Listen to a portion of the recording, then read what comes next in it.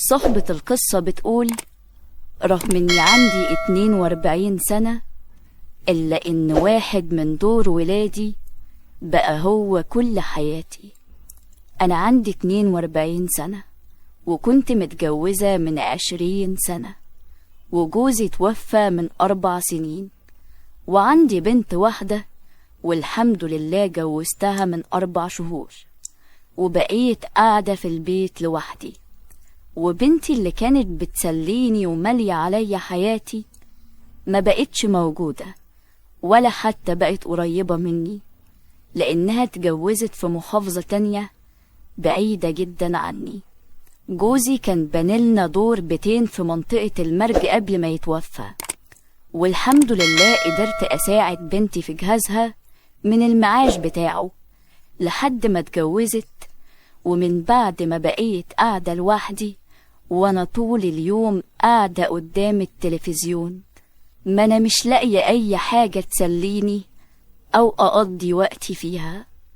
ومن اسبوعين لقيت حنفية المطبخ عمالة تنقط مية كتير، مع اني بكون قافلاها كويس جدا، فكان لازم اشوف حد يصلحها، وانا معرفش حد، لان جوزي هو اللي كان بيتعامل مع الصنايعية، واوقات كتير هو اللي كان بيصلح الحاجة بنفسه، الله يرحمه. المهم انا مشتركة في الجروبات بتاعة منطقة المرج، فكتبت كده ان انا عاوزة سباك. لقيت ناس كتير بعتتلي ارقام تليفونات، رحت مختارة رقم كده ومكلماه. اتصلت بيه وقلت له: لو سمحت انا عندي مشكلة في الحنفية. قال لي: طيب مكانك فين؟ قلت له: انا من المرج، ووصفت له المكان اللي انا ساكنة فيه، بس حسيته كده مش عارف المكان، وحسيت ان هو مش من المرج. فبقول له: هو انت مش من المرج؟ قال لي: لا مش من المرج، بس بروح اي مكان ما تقلقيش. قلت له: تمام. واتفق معايا ان هو هيجيلي تاني يوم على الظهر. وتاني يوم الساعة 11 الظهر كلمته وفضلت متابعة معاه لحد ما وصل قدام البيت. نزلت فتحت له باب العمارة ودخل. لقيته شاب عنده حوالي 23 سنة أو 24 سنة، ومعاه شنطة في ايده جايب فيها العدة بتاعته. المهم قفلت الباب بتاع البيت وطلعت قدامه، وهو طلع ورايا، ودخلنا الشقة. فانا اول ما شفته كده في النور فانا استغربت شكله قوي، وحسيت ان هو سنه صغير جدا على الشغلانة دي. فبقول له: هو انت شغال بقالك قد ايه؟ قال لي: انا شغال من وانا عندي 10 سنين مع ابويا، بس هو تعب وانا اللي بقيت انزل اشتغل وبصرف على البيت. وعلى فكرة انا متعلم ومعايا شهادة ومخلص معهد 4 سنين. بصراحة انا استجدعته واسترجلته قوي، وبما انه كان جاي من مشوار طويل شوية فقلت له: اقعد استريح الاول وبعد كده نشوف الحنفية. المهم قعد وقلت له: تشرب ايه؟ ومعلش انا ما عنديش حد هنا ينزل علشان يجيب لك حاجة ساقعة. قال لي: ولا يهمك، انا والله مش عايز اي حاجة. المهم قام وقال لي: فين الحنفية اللي فيها المشكلة؟ قلت له: تعالى ورايا. ودخلته المطبخ ووريته الحنفية البايظة، وانا وقفت جنبه اعمل له كوباية شاي. المهم فك الحنفية وقال لي ان القلب بتاعها بايظ وعايز يتغير، ممكن تخلي حد من عندك يشتريها وانا ركبها. قلت له: طيب دلوقتي انا قلت لك ان انا ما عنديش حد علشان ينزل. راح بصص لي وقال لي: يا مدام والله انا مش بشتري حاجة للزبون بنفسي، او بشتري الحاجة لما الزبون نفسه يكون واقف معايا علشان الناس تبقى مطمنة وكده. قلت له: انت اسمك ايه؟ قال لي: احمد. قلت له: بص يا احمد، والله انا عايشة هنا لوحدي، ما عنديش لحد لا ينزل ولا يطلع، وانا واثقة فيك، يعني الموضوع بسيط. واديت له 100 جنيه علشان يجيب القلب بتاع الحنفية. قال لي: بس انا ما اعرفش اي محلات هنا. المهم وصفت له محل، ونزل جاب الحاجة اللي هو عاوزها وجه، وبدأ يشتغل في تركيب الحنفية وأنا واقفة جنبه بتفرج عليه، ولقيته بيسألني: هو حضرتك عايشة هنا لوحدك ليه؟ ما عندكيش أولاد؟ قلت له: عندي بنت واتجوزت وجوزي توفى من 4 سنين. قال لي: ربنا يكون في عونك، مفيش أصعب من الوحدة. حسيت إن هو مش عيل صغير، وحسيت إن من كتر ما هو شاف في الدنيا بما إنه شغال من وهو عنده 10 سنين، فحسيت إن دماغه كبيرة. فضلت أتكلم معاه حتى بعد ما خلص تركيب الحنفية، وعجبني أسلوبه وطريقة كلامه وتفكيره جدا. المهم وهو ماشي بقوله: الحساب كام؟ قال لي: ولا حاجة، ومرضيش ياخد مني فلوس خالص، رغم إني صممت وحلفت عليه، بس هو رفض ياخد مني أي فلوس ومشي. وأنا بقيت مستغربة جدعنته ورجولته دي، عشان أعرف إني عايشة لوحدي ومعيش حد مرضيش ياخد مني فلوس. بعد ما نزل من عندي ب10 دقايق اتصلت بيه علشان اطمن عليه واشوفه عارف يركب او يوصل ولا لا. كلمته وقال لي: الحمد لله انا ركبت العربية اهو وتمام. المهم فضلت اشكره في التليفون كتير، وقلت له: بس دلوقتي انا لو حصل عندي حاجة تاني مش هتصل بيك. قال لي: ليه، في ايه؟ قلت له: علشان موضوع الفلوس ده. قال لي: لا، لو في اي حاجة في اي وقت كلميني وانا عنيا ليكي، وانا هسجل رقمك دلوقتي عندي عشان وقت ما تتصلي ابقى اعرفك. قلت له: خلاص ماشي. بعدها بيومين كنت قاعدة بتفرج على التلفزيون الساعة 11 بالليل، لقيت رسالة جت على الموبايل. فتحت الموبايل لقيت حد بعت لي رسالة على الواتساب. فتحتها لقيت احمد اللي كان باعت الرسالة، وبعت لي فيها وردة حمراء وكاتب لي: ازيك، عاملة ايه، يا رب تكوني بخير. بصراحة فرحت قوي برسالته، وقلت له: الحمد لله انا كويسة، انت عامل ايه؟ قال لي: الحمد لله تمام. قال لي: الحنفية شغالة كويس؟ قلت له: زي الفل، تسلم ايدك، تعبتك معايا اليوم ده. المهم خدنا الكلام انا وهو لحد الساعة 3 الفجر، ومن بعد الكلام معاه حسيت ان كان في حاجات جوايا فاضية وحد جه ملاها. يعني الفراغ والوحدة اللي كنت حاسة بيهم حسيتهم اتملوا، وان حد يسأل عليا دي بالنسبة لي حاجة كبيرة جدا. ونمت اليوم ده وانا مرتاحة نفسيا قوي. بدأت احس ان انا مستنياه يبعتلي رسالة. حسيت نفسي رجعت بالزمن وبقى عندي 20 سنة، كأني بنت مستنية رسالة من حبيبها لأول مرة. والأول مرة من ساعة وفاة جوزي أحس بالإحساس ده، رغم إن أنا واخدة عهد على نفسي إني مش هتجوز ولا هكلم حد تاني.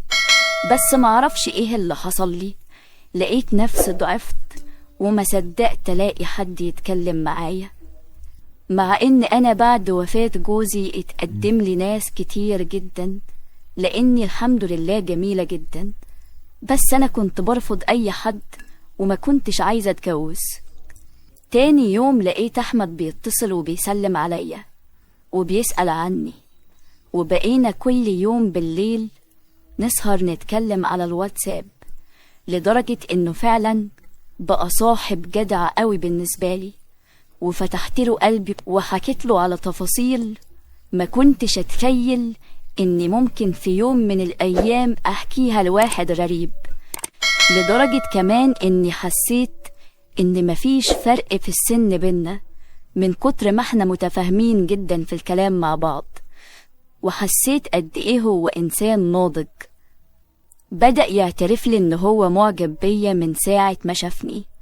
قلت له: بس انا اكبر منك بحوالي 20 سنة. قال لي: انت عندك كام سنة؟ قلت له: عندي 42 سنة. قال لي: مستحيل، انت شكلك اصغر من سنك بكتير جدا، انت بالكتير قوي 32 سنة. قلت له: والله العظيم انا عندي 42 سنة، بس انا اللي محافظة على شكلي. قال لي: اقولك على حاجة؟ قلت له ايه؟ قال لي انا من ساعة ما مشيت من عندك وانا حاسس انك وحشاني جدا. قلت له اوبا، الكلام ده كبير قوي وانا مش قد الكلام الحلو ده. قال لي والله العظيم ما بكدب عليكي، انا بقولك اللي حسيت بيه اول ما مشيت من عندك. قلت له على فكرة وانت كمان، انا كنت معجبة جدا بشخصيتك ورجولتك وجدعنتك معايا. قال لي طيب ايه، مفيش حاجة في البيت تاني باظت علشان اجي اصلحها؟ قلت له انت تيجي تنور في اي وقت، مش لازم يكون في حاجة بايظة. قال لي خلاص، شوفي اليوم اللي يناسبك امتى، ولو عندك اي حاجة في الشقة عاوزة تتعمل، مش شرط السباكة يعني، اي حاجة عندك بايظة قوليلي عليها وانا عينيا ليكي. جالي بعدها مرتين البيت وحسيت ان هو بقى حد قريب مني قوي، وما حصلش في المرتين بينا اي حاجة. بس في المرة التالتة لما جالي قال لي انا عاوز اظبطلك شوية حاجات في الكهرباء. قلت له ما هي كويسة اهي. قال لي لأ، انا حاسس ان الاضاءة عندك في الاوض ضعيفة. قلت له انت بتفهم بقى في الكهرباء؟ قال لي اه، وبدأ يلعب في المفاتيح بتاعة الكهرباء اللي على باب الشقة، وفجأة لقيت الدنيا ضلمت، وانا بطبيعتي بخاف جدا من الضلمة، وكنت ساعتها واقفة جنبه، ومن كتر خوفي لقيتني بقوله في ايه، انا خايفة جدا. قال لي ما تخافيش، في مفتاح بس تقريبا عمل قفلة، والمفتاح ده في أوضة النوم.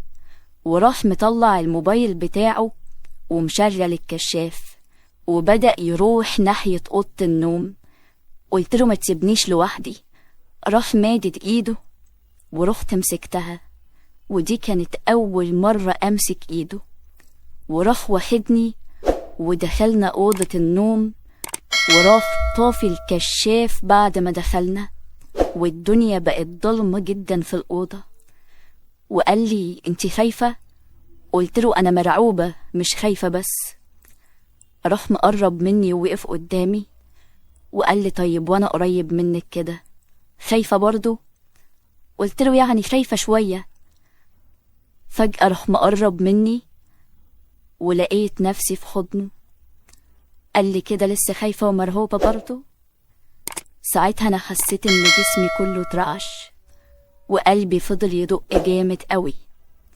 انا بقالي 4 سنين مفيش راجل لمسني، والموقف ده خلاني فقدت اعصابي وما قدرتش ارد عليه.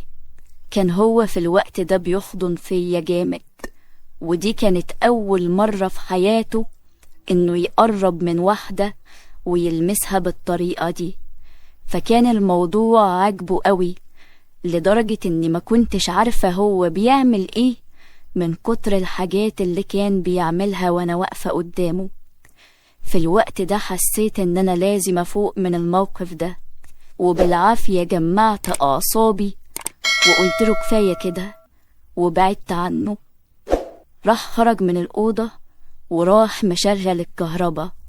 أتاري هو اللي كان قاصد ان هو يطفي النور بتاع الكهرباء. وبعد ما شغل النور قال لي ايه اللي حصل، انت زعلتي مني؟ مرضتش ارد عليه، وهو فضل يتحايل عليا علشان اتكلم، بس انا من صدمة الموقف اللي حصل ما بقتش قادرة اتكلم او اقول له حاجة. وبعدها بربع ساعة من المحايلات واني برضو مصممة ان انا مردش عليه ولا قادرة اتكلم، نزل. بعد ما نزل قفلت باب الشقة، قعدت على السرير ومش مصدقة منه اللي حصل، وقلت المفروض ده ما كانش يحصل، بس بيني وبين نفسي حسيت اني كنت مبسوطة بكده، مبسوطة ان في حد قريب مني، ان حد احتواني، خصوصا انه كان حنين جدا معايا. وبقيت في صراع مع نفسي في حاجة انا حباها ونفسي فيها، وبين اني مش عاوزة اعمل حاجة غلط او حاجة مش صح. فضلت يومين ما كلمهوش، وهو طول اليومين دول فضل يتصل بيا كتير جدا، وانا مرضتش ارد عليه مع اني محتاجاله، بس كنت بعند مع نفسي علشان ما اعملش حاجة غلط تاني، لحد ما جت في دماغي فكرة اني اتجوزه في السر عشان ما اعملش حاجة غلط. كلمته ولقيته بيتأسف على اللي حصل منه، وقال لي انا ما اعرفش انا عملت كده ازاي، بس اكيد انا عملت كده علشان بحبك. اول ما قال لي كده قلت له مش انت بتقول انك بتحبني؟ قال لي اه. قلت له خلاص اتجوزني. قال لي صعب، اهلي مش هيوافقوا، اكيد هيرفضوا حاجة زي كده. قلت له ما انت مش هتعرف اهلك اي حاجة. قال لي ازاي يعني؟ قلت له هنتجوز في السر، هنتجوز غرفي علشان انا مش عاوزة اعمل حاجة غلط. قال لي انا عمري ما عملت حاجة زي كده ابدا، بس طالما الموضوع هيفضل سر بيني وبينك انا موافق. وفعلا اتجوزت غرفي، وبحكم شغله فهو على طول يعتبر برا البيت، فكان بيجيلي كل 2 أو 3 في الأسبوع.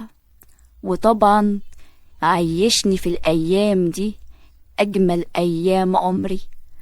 أنا أصلا مش مستنية منه فلوس، بل بالعكس أنا كمان بصرف عليه وبديله فلوس لما يجي يقولي إن الشغل مريح معاه أو مفيش شغل اليومين دول. المهم إن أنا كنت مبسوطة جدا جدا جدا جدا معاه. هو بصراحة حنين جدا عليا، وعوضني عن حاجات كتير جدا كنت محتاجاها، وما بقاش مخليني محتاجة أي حاجة، وحاسة إن هو رجعني بالعمر كأني أول مرة اتجوز في حياتي. المشكلة بقى دلوقتي إني لقيته بيقولي إن أهله عاوزين يجوزوه بنت قريبتهم، وهو مش عارف يعمل إيه. قلت له مش هتعمل حاجة، إحنا هنفضل زي ما إحنا، وإنت تجوز عادي خالص وتبقى تجيلي من وقت للتاني، أنا أكيد مش هقف قصاد مستقبلك. قال لي خلاص تمام هشوف. وبعد فترة وراني فعلا الشبكة اللي جابها، ووراني صور قراية الفاتحة بتاعته هو وقريبته. وحاليا بقى كلامه معايا وسؤاله عني بقى قليل قوي، وانا متضايقة جدا وحاسة ان انا ناقصني حاجات كتير قوي ومش عارفة اعيش من غيره. ازاي اخليه يرجع يكلمني زي الاول ويجيلي البيت تاني؟ اللي عنده نصيحة ليا ياريت يكتبها لي في التعليقات، وانا هتابع وهقرأ كل التعليقات بتاعتكم بنفسي. دي كانت رسالة جات لنا على رسائل صفحة الفيسبوك. لو عندك اي قصة او مشكلة ومحتاج تعرف آراء الناس فيها ابعتها لنا واحنا هنعرضها.